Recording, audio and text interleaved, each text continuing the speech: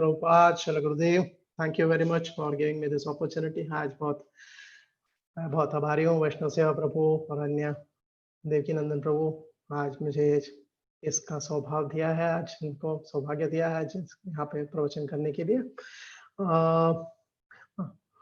पहले जय राधा माधव कर लेते हैं, उसके बाद फिर हम लोग शुरू करें। जय राधा माधवा जय कुंज बिहारी, जय राधा माधवा जय कुंज बिहारी, जय गोपी जनवल्लभा जय गिरिवरधारी, जय गिरिवरधारी, जय गोपी जनवल्लभा जय गिरिवरधारी, जय गिरिवरधारी, यशोदानंदन व्रज जनरंजन, यशोदानंदन व्रज जनरंजन, यशोदानंदन व्रज जनरंजन, यशोदानंदन व्रज जनरंजन, यशोदानंदन व्रज जनरंजन, यमुना तीरवनचारी, यमुना तीरवनचारी, जय राधा माधवा जय कुंज बिहारी, जय राधा माधवा जय कुंज बिहारी। हरे कृष्णा कृष्ण कृष्ण हरे हरे, हरे राम राम राम हरे हरे, हरे कृष्णा कृष्ण कृष्ण हरे हरे, हरे राम राम राम हरे हरे। जय राधा नील माधव, राधा नील माधव श्री राधे, जय रुक्मिणी देवी जय द्वारकाधीश, जय रुक्मिणी देवी जय द्वारकाधीश, जय गौरानिताय गौरानिताय गौरानिताय, जय गौरानिताय, जय जय प्रभुपाद प्रभुपाद प्रभुपाद, जय जय प्रभुपाद, जय महाविष्णु गोस्वामी गुरुदेवा, जय महाविष्णु गोस्वामी गुरुदेवा, गुरुदेव गुरुदेव गुरुदेव गुरुदेव। जय श्री श्री राधा नील माधव धाम की जय, श्री श्री श्री नरसिंह भगवान की जय, श्री चैतन्य महाप्रभु की जय, श्रीला प्रभुपाद की जय, हिज होलीनेस महाविष्णु गोस्वामी गुरुदेव की जय, निताय गौर प्रेमानंदे हरि हरि बोल। ये कार्तिक महीना चल रहा है और हम लोग नॉर्मली गजेंद्र की प्रार्थना की स्तुति की हर रोज उच्चारण करते हैं, तो इसी का आज सोचा एक उसी श्लोक में से एक श्लोक बहुत जो हमारे लिए हमारे जीवन में और मेरे लिए स्पेशली बहुत ही महत्वपूर्ण है और उसे उतारना चाहिए। तो श्लोक लेने के पहले मैं मंगलाचरण कर लेता हूँ। ओम अज्ञानतिमिरान्धस्य ज्ञानाञ्जनशलाकया चक्षुरुन्मिलितं येन तस्मै श्रीगुरवे नमः। श्रीचैतन्यमनोभीष्टं स्थापितं येन भूतले स्वयं रूपगदामह्यं ददाति स्वपदाङ्गितं। वन्देऽहं श्रीगुरुं श्रीयुतपथकमलं श्रीगुरुं वैष्णवांश श्रीरूपं साग्रजातं सहगणरघुनाथान्वितं तं सजीवं साद्वैतं सावधूतं परिजनसहितं श्रीकृष्णचैतन्यदेवं श्रीराधाकृष्णपादान् सहगणललिता श्रीविशाखावितांश। हे कृष्णा करुणा सिंधु दीनबंधु जगतपते गोपेश गोपिकाकांत राधाकांत नमोस्तुते। तप्त कांचन गौरांगे राधे वृंदावनेश्वरी वृषभानुसुते देवी प्रणमामि हरिप्रिये। वाञ्छाकल्पतरुभ्यश्च कृपा सिन्धुभ्यैव च पतितानां पावनेभ्यो वैष्णवेभ्यो नमो नमः। जय श्री कृष्ण चैतन्य प्रभु नित्यानंद श्री अद्वैत गदाधर श्रीवासादि गौर भक्तवृंद। हरे कृष्ण कृष्ण कृष्ण हरे हरे, हरे राम राम राम हरे हरे। स्तुति के आने के पहले मैं ब्रीफ पास्ट टाइम बता देता हूँ कि आप लोग को मालूम होगा कि गजेंद्र जो एक हाथी था, वो त्रिकुटा पर्वत पर, वहाँ पर एक बहुत सारे गार्डन्स रहते हैं, उसमें से एक महत्वपूर्ण गार्डन है अतुमत, जिसमें ये गजेंद्र जो राजा थे एक्चुअली वो वहाँ पर थे। ऐसा बताया जाता है कि वहाँ का वातावरण बहुत ही अच्छा था। इस जगत पे तो हम लोग उतना उस वातावरण जिस प्रकार श्रीमद् भागवतम में दिया है उसका तो हम देख भी नहीं सकते हैं, बट वहाँ पर बहुत सारे देवताएं जो है अपने पत्नियों के साथ आकर वहाँ पर से बहुत सारे तालाब नदियां भी थी, तो वहाँ पर आकर वो लोग पिकनिक स्पॉट था उन लोगों का। तो यहाँ पर गजेंद्र भी अपने परिवार के साथ एक दिन पानी पीने के लिए निकल पड़ा, और जब रास्ते में ऐसा बताया जाता है कि बहुत सारे आम के पेड़ थे, नारियल के पेड़ थे, और बहुत अच्छा वातावरण, जिस प्रकार पहले ही बताया कि बहुत ही सुंदर था, अति सुंदर। और उस वातावरण को अगर हम लोग स्मरण करें तो हमें इस भौतिक जगत का जो है कुछ भी नहीं है। हम लोग जो देखते हैं, बहुत सारे लोग बोलते हैं स्विट्जरलैंड, ये सब, वो सब कुछ नहीं है उसके सामने, उस प्रकृति के सामने। तो इतना सुंदर वातावरण था। और बताया जाता है कि हाथी जो है अपने झुंड के साथ, अपने पूरे परिवार के साथ वहां पर पानी पीने के लिए एक दिन तालाब पे निकल पड़ा। और बताया जाता है कि रास्ते में जो भी पेड़ पौधे वो सब थे, वो सब उखाड़ कर जा रहा था। और जितने भी एक्चुअली ऐसे बताया जाता है कि वो जो गजेंद्र जो थे उनका जो क्या बोलते हैं पर्सनालिटी जो था, इतना था कि शेर भी डरते थे। तो आप समझ लीजिए कितना बड़ा आकार था, और उसी कारण वो मस्त अपने इस पे चल रहा था अपने परिवार के साथ उस तालाब में पानी पीने के लिए। तालाब में बताया जाता है कि बहुत सारे सुवर्ण कमल थे, और वहां पर बहुत सारे भंवरे घूम रहे थे, और ऐसे बताया जाता है कि बहुत सारे हंस भी थे वहां पर। तो वातावरण वो भी अति सुंदर था, और बताया जाता है कि वो जल जो था बहुत मीठा भी था। और यहाँ हाथी अपने गजेंद्र जी अपने परिवार के साथ पानी पीने के लिए गए, और पानी पीना ही नहीं था उनका, क्योंकि हाथियों का जो होता है कि वहां पर हम लोग भी जल क्रीड़ा करते हैं, उसी प्रकार वो अपने परिवार के साथ गजेंद्र जी जल क्रीड़ा करना शुरू किए। तो जल क्रीड़ा एक दूसरे को पानी छिटकना, एक्चुअली महाराज बता रहे थे कि हाथी, वो उनका सूंड जो होता है वो हाथी है, हाथ इसीलिए वो सूंड के साथ ही ज्यादा कार्य करता है ना, खाना सब कुछ, इसीलिए वो हाथी नाम रखा। हाथ उनका हाथ हुई है, उससे सूंड से ही वो पूरा जल क्रीड़ा कर रहे थे। उस जल क्रीड़ा में वो पानी में बहुत उथल पुथल करने के कारण वहां पर मगरमच्छ जो थे वो परेशान हो रहे थे। उन्होंने बोला कौन सी ये प्राणी हमारे यहाँ पर हमारी इस इलाके पे आकर आक्रमण कर रहा है, उसे मुझे सजा देना चाहिए करके उधर मगरमच्छ जो था वो उनके पैर को पकड़ लिया, कस कर पकड़ लिया।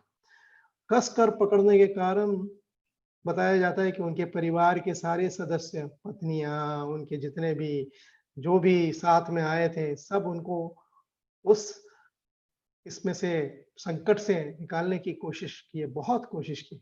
मैंने ऐसे नहीं कि सब लोगों ने बहुत प्रयास किए कि किसी ना किसी प्रकार उस मगरमच्छ के इसमें से मुख से छुटकारा पाए। बट मगरमच्छ जो था बहुत ही शक्तिशाली था, वो भी हाथी के गजेंद्र जी के चरण कमल को छोड़ नहीं रहा था।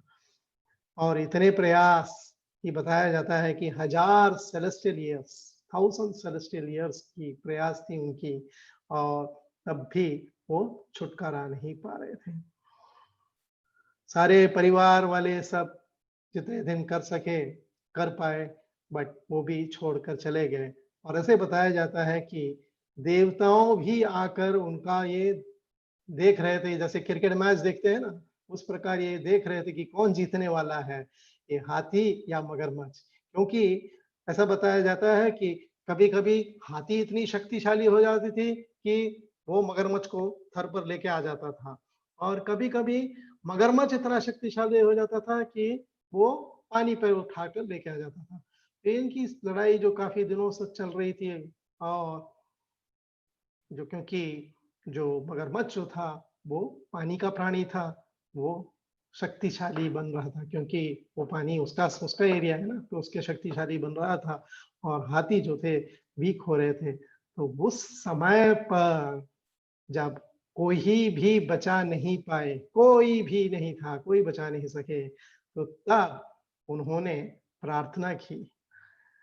वो प्रार्थना कैसे याद आई? क्योंकि उन्हें पिछले जन्म में उन्होंने साधना की थी, क्योंकि ये जो हाथी जो थे वो पहले इंद्रद्युम्न महाराज थे। इंद्रद्युम्न महाराज बहुत ही कठिन तपस्या करते थे और उन्होंने सब घर गृहस्थी छोड़कर एक आश्रम में रहे। वो क्या करे कि इतने मग्न चित्त थे भगवान के इसमें। एक बार अगस्त्य मुनि आए थे। अगस्त्य मुनि ने देखा कि इनका कोई आदर सत्कार नहीं कर रहे, तो तुरंत उन्होंने शाप दे दी और तुम क्योंकि इतने मग्न चित्त रहते हो तो तुम्हें खाली हाथी बन जाना ही चाहिए। तो इस प्रकार वो इंद्रद्युम्न ही जो थे वो गजेंद्र बने हुए थे और दूसरी तरफ से जो पानी में जो मगरमच्छ जो थे वो हूहू करके एक गंधर्व थे। वो भी एक्चुअली क्या कर रहे थे, जल क्रीड़ा कर रहे थे अपने पत्नियों के साथ। उस समय पर देवला ऋषि वहां पर पहुंचे हुए थे। देवला ऋषि के पैर को उन्होंने पकड़ लिया था और देवला ऋषि ने शाप दे दिया था कि तुम्हें बहुत पानी में क्रीड़ा करने की बहुत आय है, तो इसलिए तुम मगरमच्छ बनो। जब उन्होंने क्षमा याचना की तो तब बोले कि जब गजेंद्र की मुक्ति होगी तुम्हारी भी मुक्ति हो जाएगी।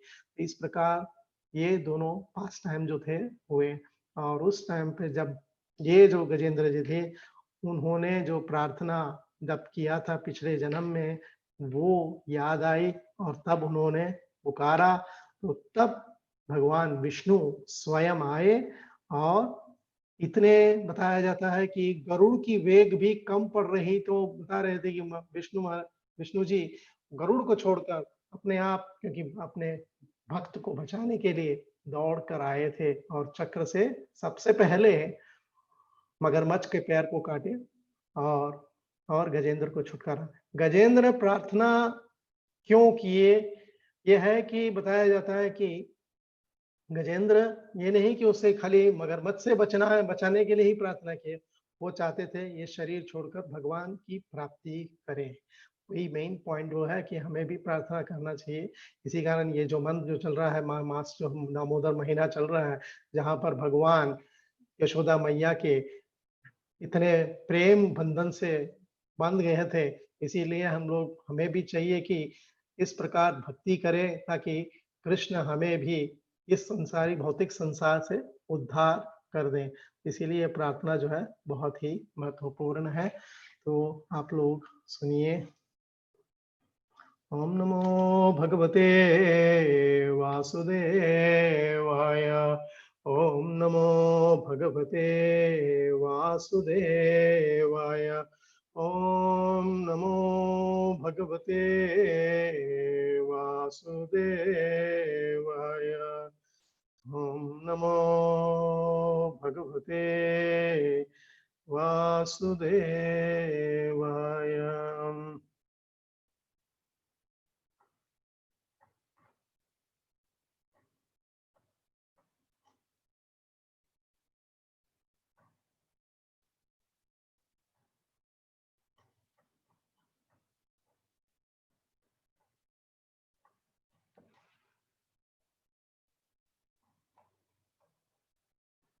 Just 1 minute.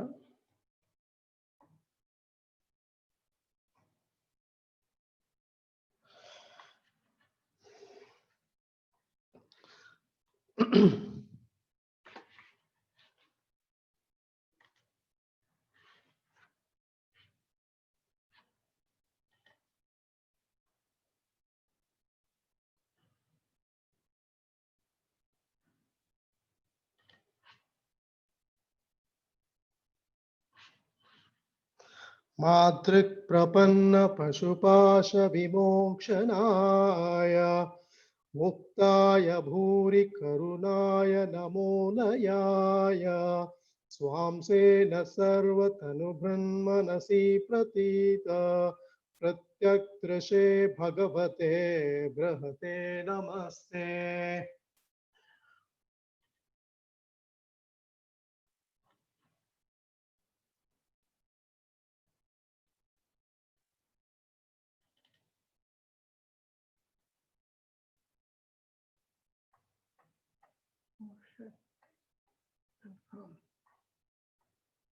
मातृक् प्रपन्न पशुपाश विमोक्षणाय मुक्ताय भूरि करुणाय नमो नयाय स्वां सेन सर्वतनुभृन्मनसि प्रतीत प्रत्यक्दृशे भगवते बृहते नमस्ते।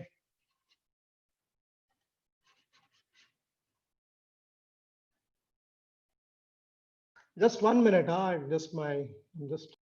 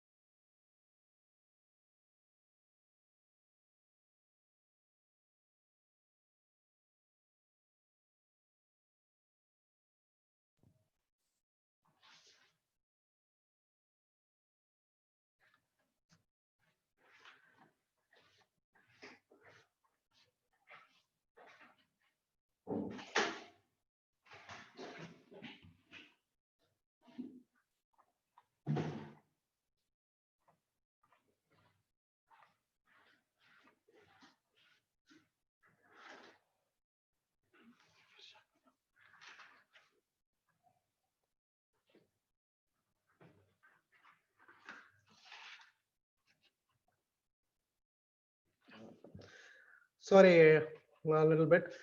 माद्रक मेरे सम्मान, प्रपन्न शरणागत, पशु पशु पाश बंधन से, विमोक्षणाय छुड़ाने वाले को, मुक्ताया प्रकृति के कलमश से अछूत छूते परमेश्वर को, भूरी करुणाया असीम दयालु को नमः नमस्कार करता हूँ।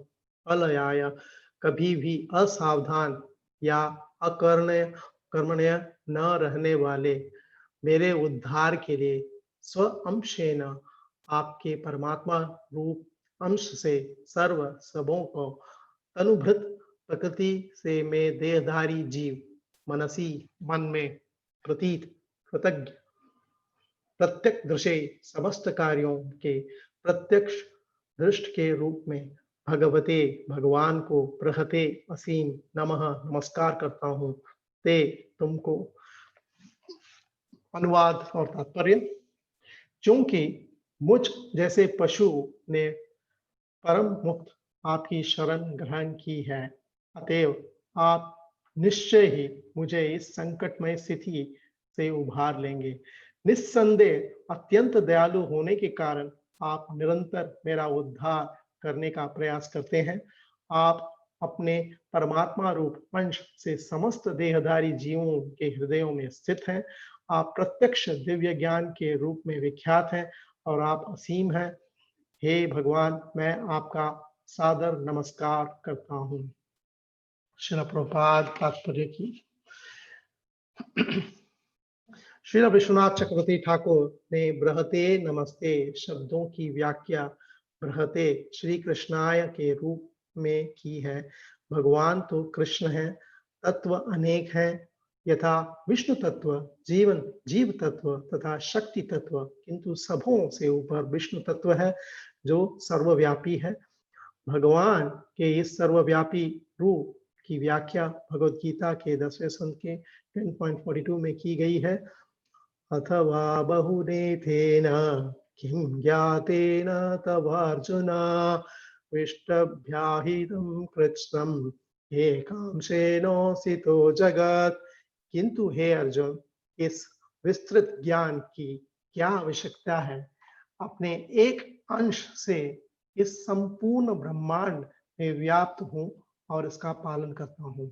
इस प्रकार कृष्ण कहते हैं कि सारा भौतिक जगत उनके आशंकी स्वरूप परमात्मा द्वारा पालित है।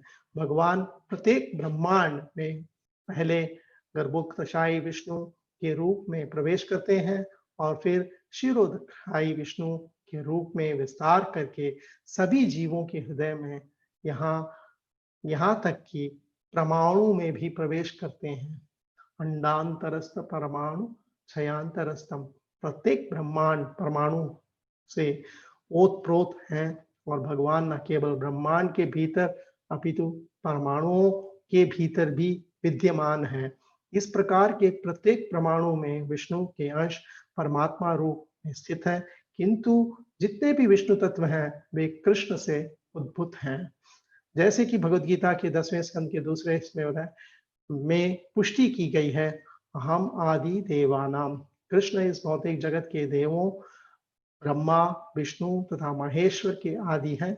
इसीलिए यहाँ पर उन्होंने भगवते बृहते कहा गया है। हर व्यक्ति भगवान है अर्थात ऐश्वर्य युक्त है, किंतु कृष्ण बृहन भगवान असीम ऐश्वर्य के स्वामी हैं। ईश्वर परम कृष्ण है। कृष्ण हर एक के उद्गम है। अहम सर्वस्य प्रभः। यहाँ तक कि ब्रह्मा, विष्णु तथा महेश्वर भी कृष्ण से उत्पन्न है। मत्तः परतरम नान्यत् किंचित् अस्ति धनंजय। कृष्ण से श्रेष्ठ कोई व्यक्ति नहीं है। अतएव विश्वनाथ चक्रवर्ती ठाकुर कहते हैं कि भगवते का अर्थ है श्री कृष्ण को। इस भौतिक जगत में प्रत्येक मनुष्य पशु है, क्योंकि वे देहात्म बुद्धि से युक्त हैं। यस्यात्म बुद्धि कुनपेतृ धातुके स्वती कलत्रादिश भौम्य विज्जति। यथार्थ बुद्धि शलिलेन कर्हिचे जग्नेक्ष्ण जिष्णु स एव गोकरः। जनेषु अभिघ्नेषु स एव गोकरः। जो मनुष्य 3 तत्वों से बने शरीर को आत्मा मानता है और जो शरीर के उपजातों को अपने संबंधी मानता है, जो जन्मभूमि को पूज्य मानता है और जो तीर्थ स्थानों के में दिव्य ज्ञानवान व्यक्तियों से भेंट करने नहीं अपितु केवल स्नान करने के लिए जाता है, वह गाय या गधे के समान माना जाता है। भागवतम 1084.13। इस तरह प्रत्येक व्यक्ति एक तरह से पशु है और हर एक पर भौतिक संसार रूपी घड़ियाल आक्रमण करता है। वह न केवल गजेंद्र पर आक्रमण करता है, अपितु हम में से हर एक पर आक्रमण करता है और हम उसके दुष्परिणाम भोगते हैं। केवल कृष्ण ही हमें इस भौतिक जगत से छुटकारा दिला सकते हैं। केवल कृष्ण ही हमें इस भौतिक जगत से छुटकारा दिला सकते हैं। ये पॉइंट को सब लोग देख लीजिए अच्छी तरह। निस्संदेह व सदैव हमारा उद्धार करने में के प्रयास में लगे रहते हैं। ईश्वर सर्वभूतानां हृदयेषु अर्जुन तिष्ठति। वे हमारे हृदयों के भीतर रहते हैं और तनिक भी असावधानी नहीं बरतते। उनका एकमात्र उद्देश्य भौतिक जीवन से हमारा उद्धार करना रहता है।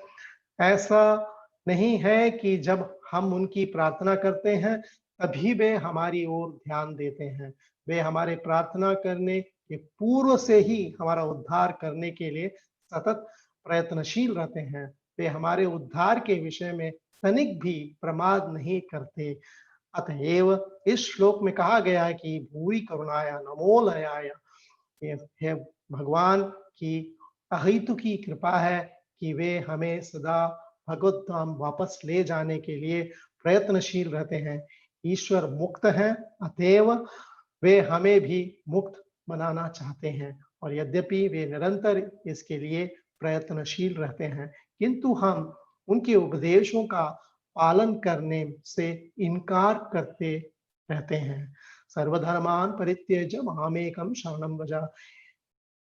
इतने पर भी वे क्रुद्ध नहीं होते, इसीलिए उन्हें यहाँ भूरि करुणाय कहा गया। वे हमें इस कष्टप्रद भौतिक जीवन से उभारने तथा भगवत धाम वापस ले जाने के लिए अत्यंत दयालु रहते हैं।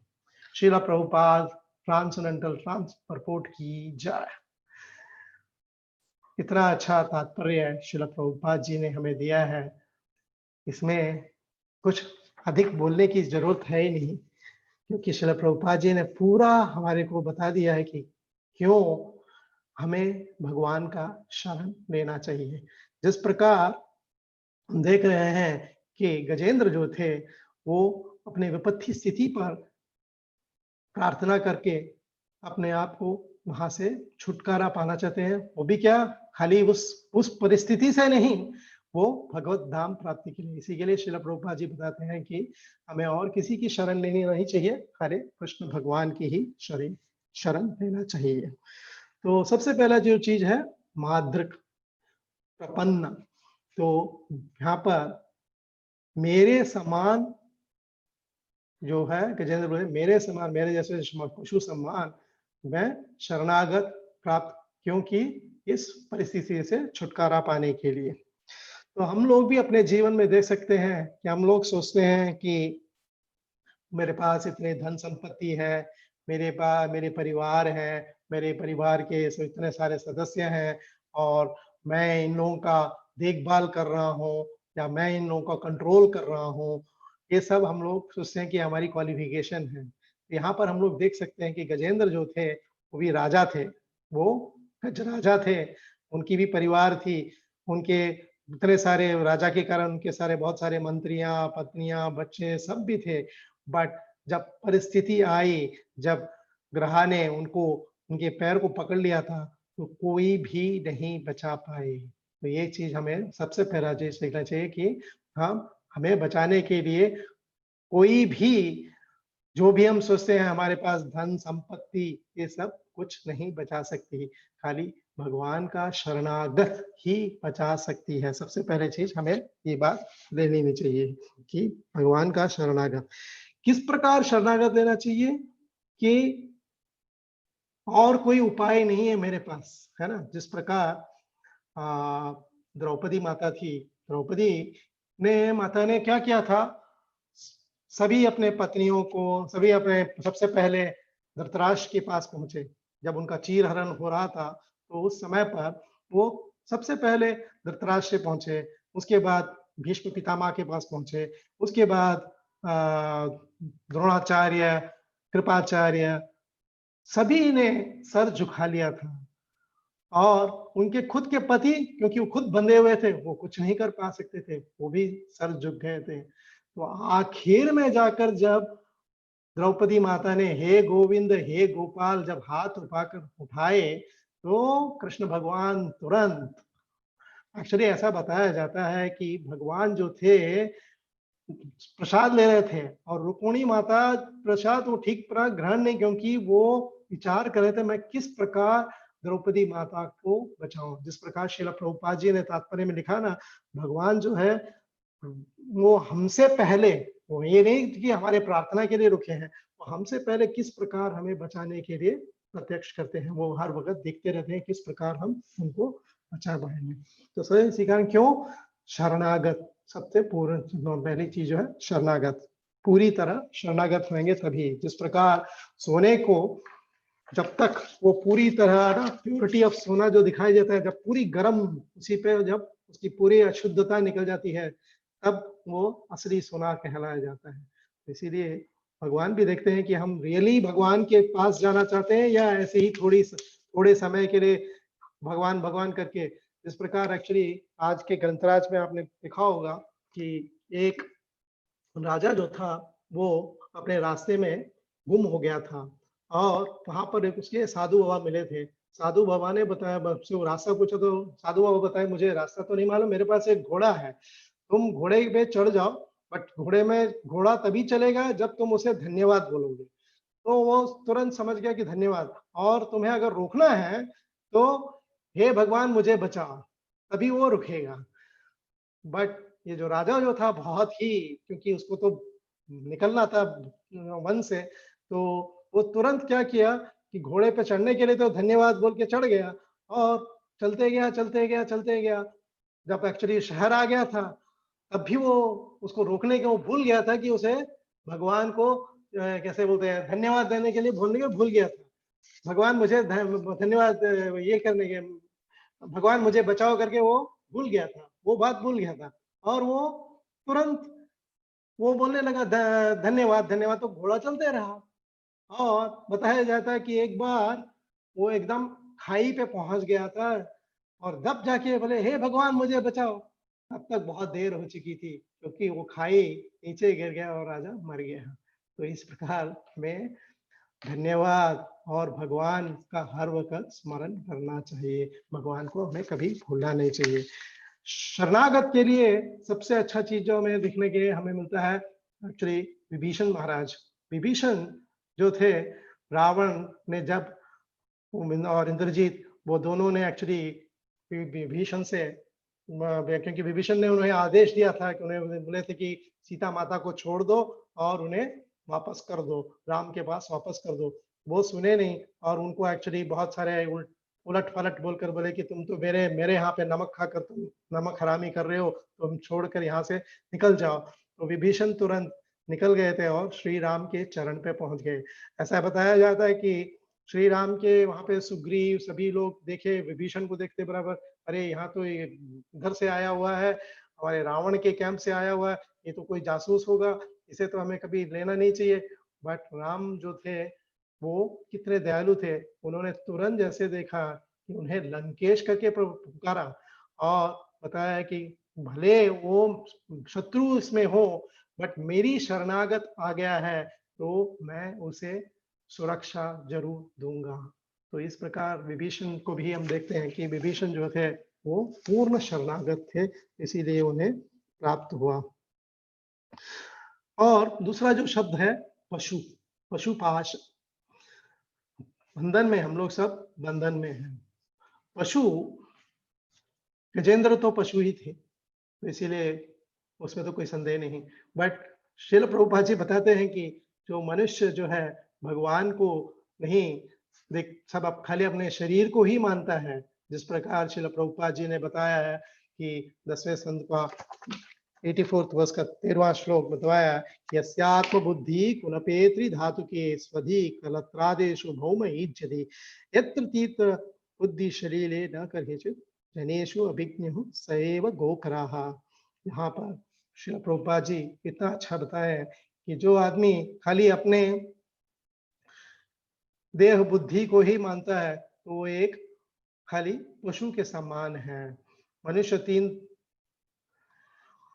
जो मनुष्य तीन तत्वों के बिना शरीर और आत्मा को मानता है, जो शरीर के उपजातों को अपने संबंधी मानता है, जो अपने जन्मभूमि को पूज्य मानता है और जो तीर्थ स्थानों के दिव्य ज्ञानवान व्यक्तियों से भेंट करने नहीं अपितु केवल स्नान करने के लिए जाता है, वह गाय या गधे के समान है। तो वो पशु ही है ना, वो भी पशु है।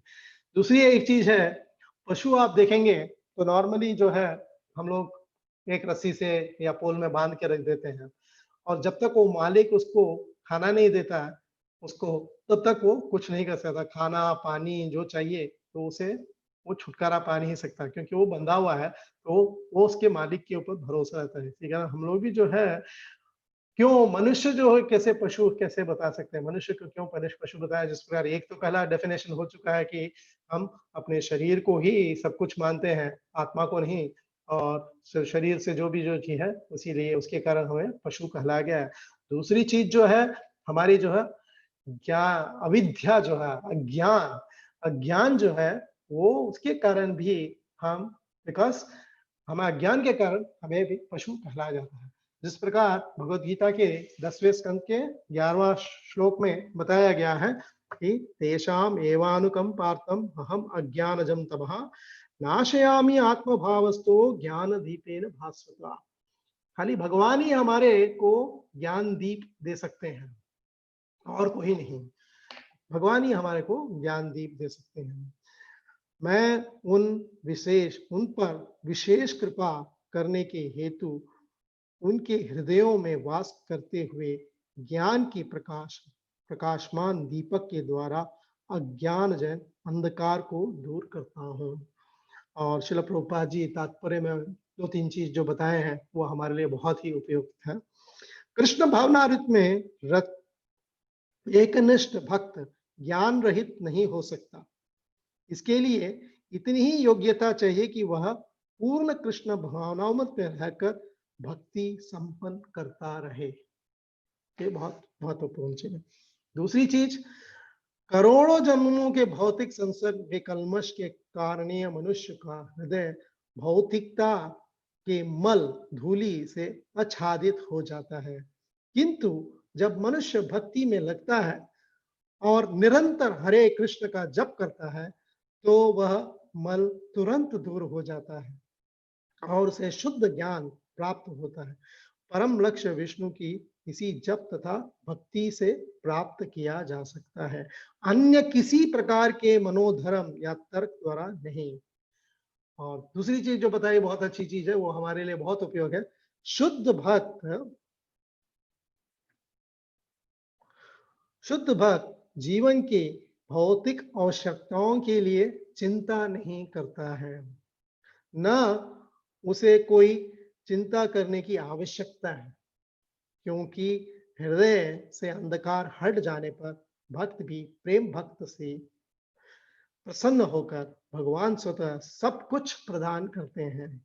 यही भगवद गीता का उपदेश सार है। भगवद गीता के अध्ययन से मनुष्य भगवान के शरणागत होकर शुद्ध भक्त में लग जाता है, और जैसे ही भगवान अपने ऊपर भार ले लेते हैं, मनुष्य सारे भौतिक प्रयासों से मुक्त हो जाता है। तो यही चाहिए हमें शरणागत, कृष्ण की शरणागत के लिए।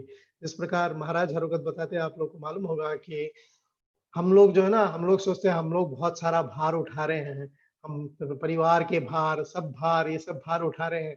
बट महाराज बताते हैं कि 2 बैलगाड़ी जो पूरा भार लेके जा रही है, उसके बीच में एक कुत्ता जो है वो चल रहा है, वो सोचता है कि मैं भार उठा रहा हूँ। उसी प्रकार हम लोग भी जो है ना, हम कुछ भार नहीं उठा रहे हैं। कृष्ण सारे कुछ, इतने सारे जो ब्रह्मांड में सब कुछ चल रहा है, वो सब कृष्ण भगवान की कृपा से, असीम कृपा से चल रही है। हमारी कृपा से कुछ नहीं चल रही है। हम खाली वो कुत्ते की तरह है। हम सोचते हैं कि हम पूरा भार उठा रहे हैं, बट हम भार नहीं उठा रहे हैं, वो स्वयं कृष्ण भगवान ही भार उठा रहे हैं। तो इसीलिए हमें समझ लेना चाहिए कि कृष्ण की शरणागति ही हमारे लिए, नहीं तो हम पशु के समान हैं। दूसरी चीज जो है वो है मुक्ताय। मुक्ताय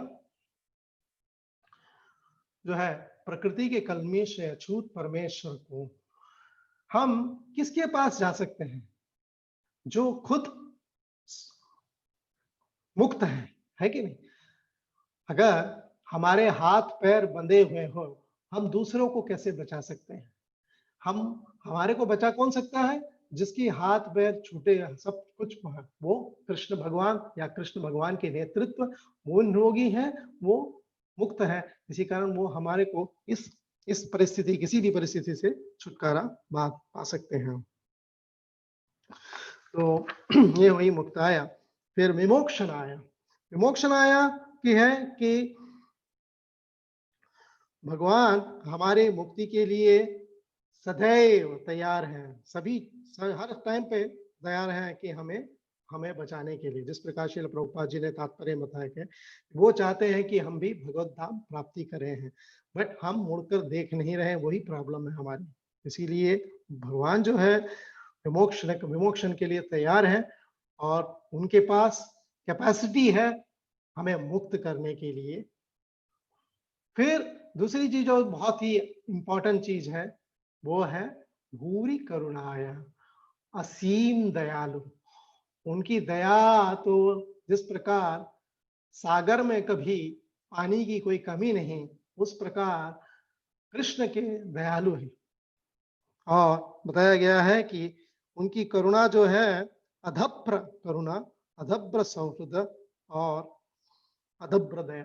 तो इतने करुणा और दया उनके पास है कि वो हमें मालूम नहीं पड़ता है कि जिस प्रकार कोई बताते हैं ना कि किसी को $10 चाहिए और वो अमीर के पास जाए जिसके पास $1,000,000 हो, तो $10 उसको देने के लिए कोई कठिनाई नहीं है।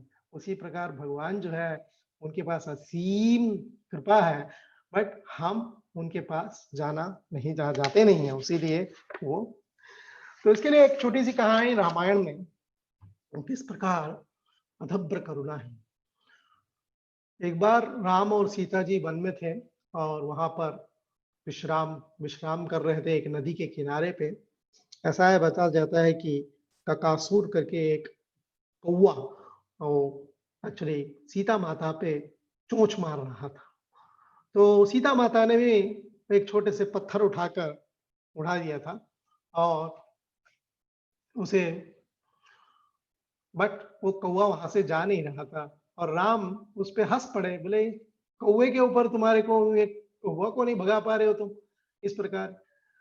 तो सीता माता को बहुत बुरा लगा, मेरे पति देव क्या मेरे को इस प्रकार तिरस्कार कर रहे हैं। तो वो दोनों टर्न ले रहे थे एक एक के गोद में सोने का।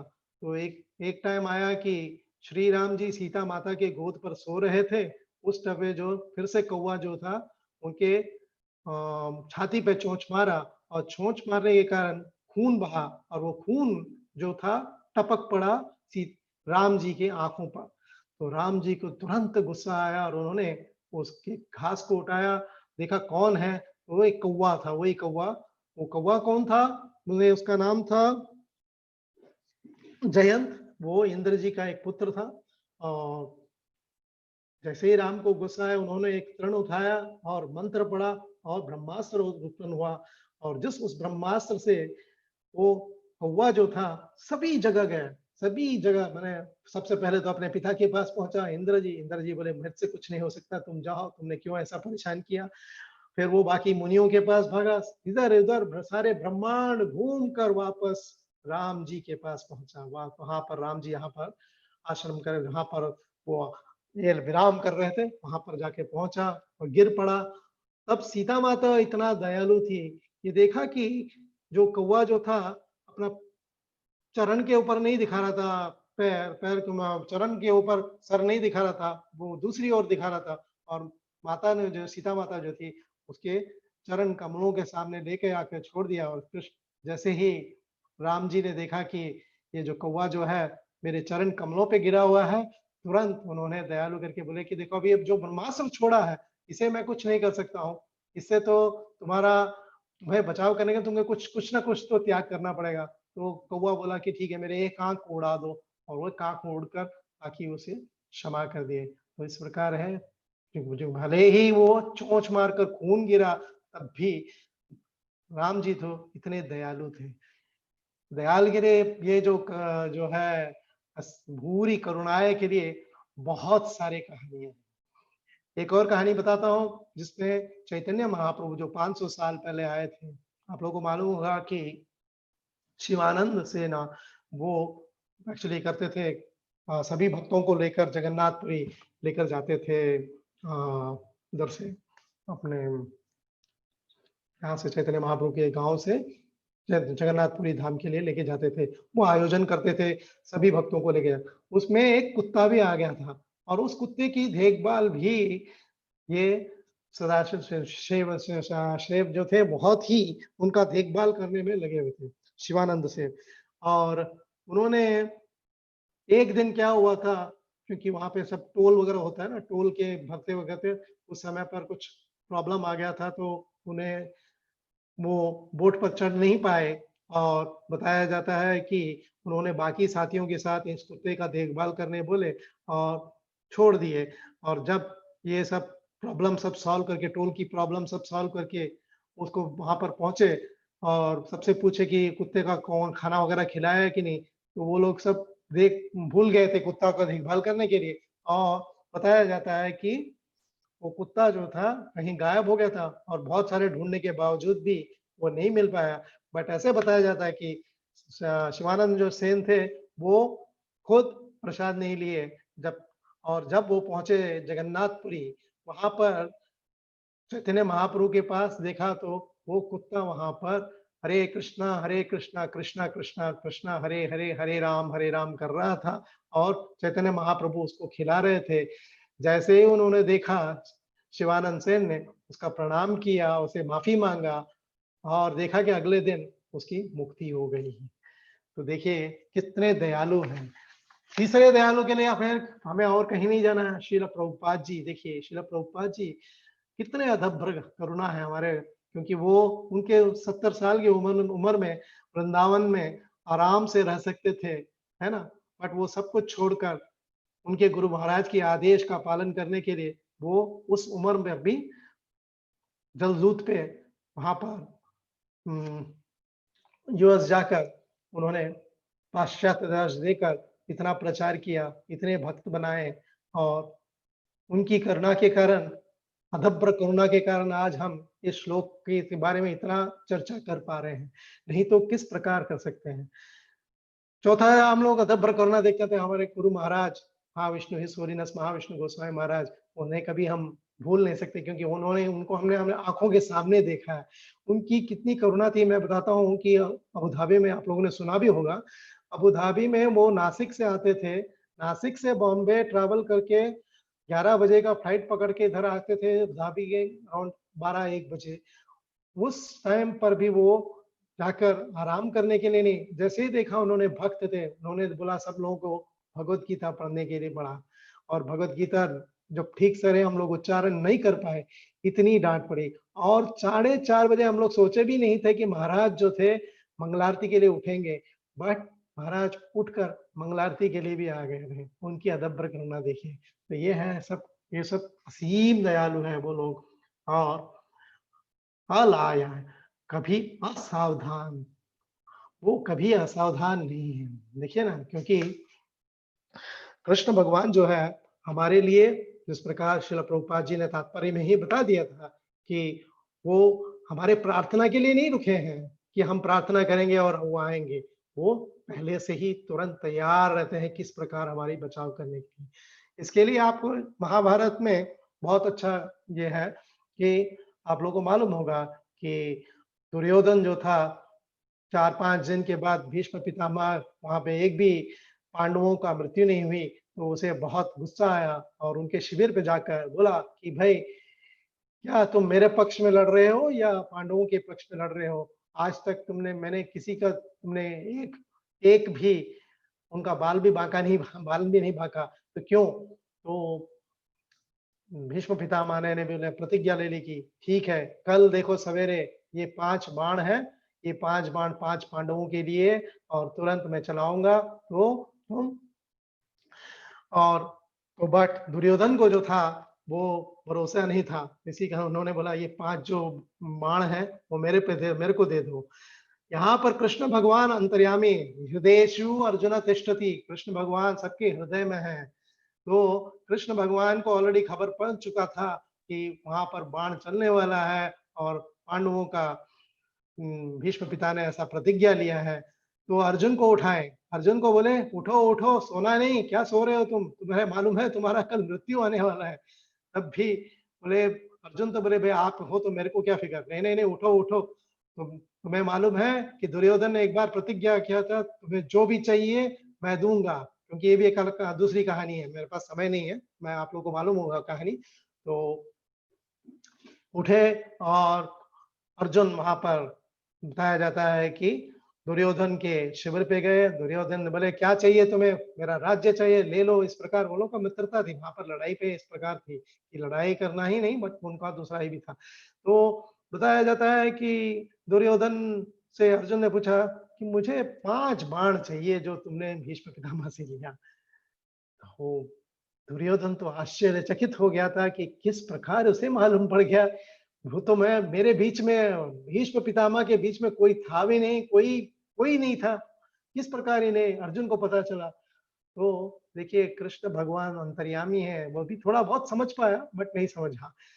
दूसरी तरफ से वहां पे देखा जाए कि एक तरफ से श्री कृष्ण भगवान एक प्लान नहीं बनाया, दूसरा प्लान भी बना दिया, वहां पे द्रौपदी माता को भी उठाया, द्रौपदी माता से भी उठाकर बोला कि चलो भीष्म पितामह से आशीर्वाद लेने चलो, और वहां पर चलते बोले कि चप्पलों से उनका किया आ रहा था, तो कृष्ण ने बोला चप्पल उठाओ, और कृष्ण भगवान स्वयं उस चप्पल को हाथ में उठाए और उनको शिविर पर लेके गए।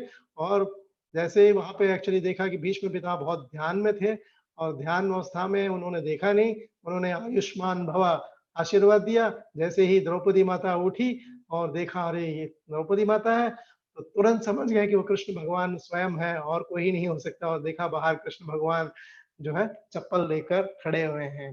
तो ये है, देखिए कृष्ण भगवान जो है अंतर्यामी है, कृष्ण भगवान सब कुछ जानते हैं, और वो ये बताने के लिए ये कहानी बताई। और दूसरी बात जो है अलयाय, वो हमारे लिए उद्धार करने के लिए किसी न किसी प्रकार स्व अंशेन, परमात्मा रूप के अंश में कृष्ण भगवान हमारे पे आश्रित हैं। तो इसके लिए 18 अध्याय के जिस प्रकार श्रील प्रभुपाद जी ने लिखा है कि ईश्वर सर्वभूतानां हृदयेषु अर्जुन तिष्ठति, यहाँ पर बताते हैं कि भगवान या स्वयं कृष्ण अंतर्यामी परमात्मा रूप में हृदय में स्थित होकर जीव को निर्देश देते हैं। शरीर परिवर्तन होते होते ही जीव अपने विगत कर्मों को भूल जाता है, लेकिन परमात्मा जो भूत वर्तमान तथा भविष्य की ज्ञाता है, उन उसके समस्त कार्यों का साक्षी रहता है। इस प्रकार हम देख रहे हैं गजेंद्र जो थे पिछले जन्म के उस श्लोक को याद कर पाए, है कि नहीं, क्योंकि वो तभी उनको याद आया क्योंकि उन्होंने पिछले जन्म में ये पढ़ा, ये है जिस प्रकार हम लोग परिशीला प्रभुपाद जी बताते हैं, एक्चुअली आपके 8वें संत के जो पहले इसका पहला श्लोक में वहां पे बताया जजाप परमम, तो उन्होंने पहले जन्म में जाप किया था, इसी कारण उन्हें याद आया था। और दूसरी चीज एक और है श्रील प्रभुपाद जी के तात्पर्य में से, उसके अगले श्लोक में अतएव जीव को चाहिए कि प्रत्येक हृदय में स्थित भगवान की शरण ले, इससे इस संसार के समस्त प्रकार के दुखों से छुटकारा मिल जाएगा। ऐसी शरण पाने से मनुष्य न केवल इस जीवन के सारे कष्टों से छुटकारा पा सकेगा, अभी तो अंत में वह परमेश्वर के पास पहुंच जाएगा। यही हमारे लिए लक्ष्य, हमारा जो लक्ष्य जो होना चाहिए इस दामोदर महीने में, कि कृष्ण के पास किसी ना किसी प्रकार, जिस प्रकार श्रील प्रभुपाद जी ने तात्पर्य में लिखा है कि इसी जन्म में, अगले जन्म के लिए रुकना नहीं चाहिए, इसी जन्म में कृष्ण प्राप्ति करने के लिए हमें प्रयास करना चाहिए। हरे कृष्णा कृष्णा कृष्णा हरे हरे, हरे राम राम राम हरे हरे, हरे कृष्णा।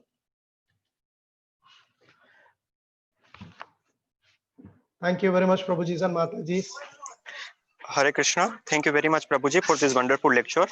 Now, from मैं गिरिवरधारी प्रभु का वैष्णव सेवा प्रभु जी की तरफ से खूब खूब हार्दिक धन्यवाद करता हूँ कि जिन्होंने इतना सुंदर लेक्चर दिया। और अब इनसे नेक्स्ट लेक्चर में मुलाकात होगी, और कल के लेक्चर की अनाउंसमेंट थोड़ी देर बाद सब ग्रुप में हो जाएगी। तब तक के लिए सबको Hare Krishna. Hare Krishna. Thank you very much.